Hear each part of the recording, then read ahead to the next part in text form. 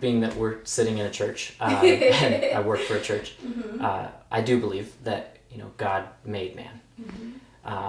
And I believe that's been my experience as well, more so than just something I was told to believe. And I think you can experience it in a variety of different ways. One just being even through the study of science.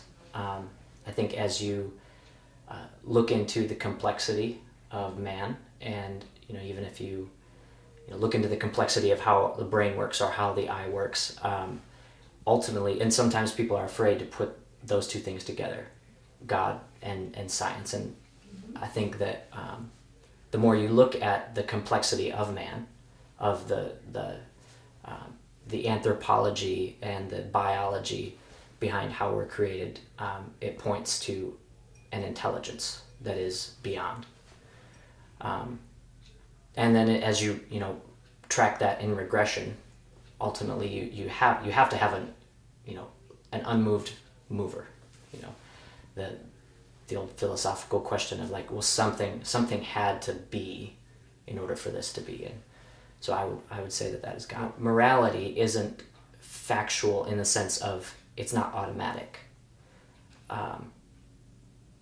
So someone said this is bad, and it's universally accepted, like so murder is bad, but yet it still happens, and people are outraged, regardless of what they believe or where they're from.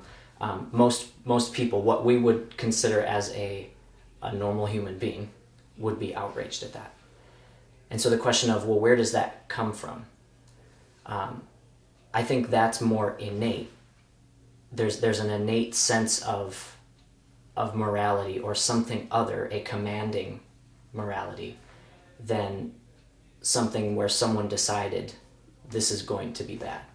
So there's these messy areas, these sticky areas that what I think, so we look at, okay, so there's this debate right now around same-sex marriage, and there's people on both sides, and seems like no one's agreeing, and there's yelling back and forth, and you see, not that, but you see, as you mentioned, messy adultery and murder and bad things happening in Scripture as well, in the story of God. And that almost leads me to believe this can't be made up, because if I were to make up God, I wouldn't write in all the crap. I would, the story of God is that, or in Scripture is that He created, and then it fell out of harmony with Him. And so, things went south, and God is reconciling that. And if I made it up, I wouldn't write that in there. I would make up this story about a God that is, nothing's ever going to go wrong in the middle of the story. But the fact is it does. And I think that's what makes it real to me, is that there is real choice, and there are real consequences. There are real debates, and there's real confusion sometimes on which side is right. And I think that's where, when you trace the story of God, you see that this can't be made up. But what you see is God working through history and working to, just to use a big word, to reconcile, bring His people back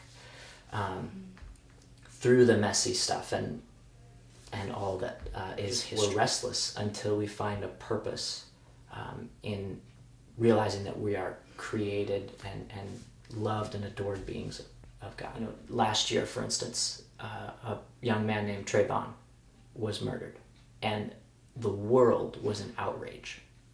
You can't say there's relativity when the whole world responds to that event with similar feeling.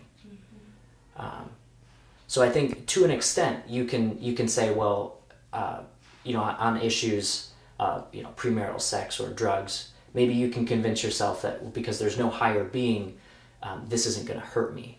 I think, again, if you really dive into that, you would see that it is. But ultimately there's some big issues that, whether you believe in God or not, you can't get around.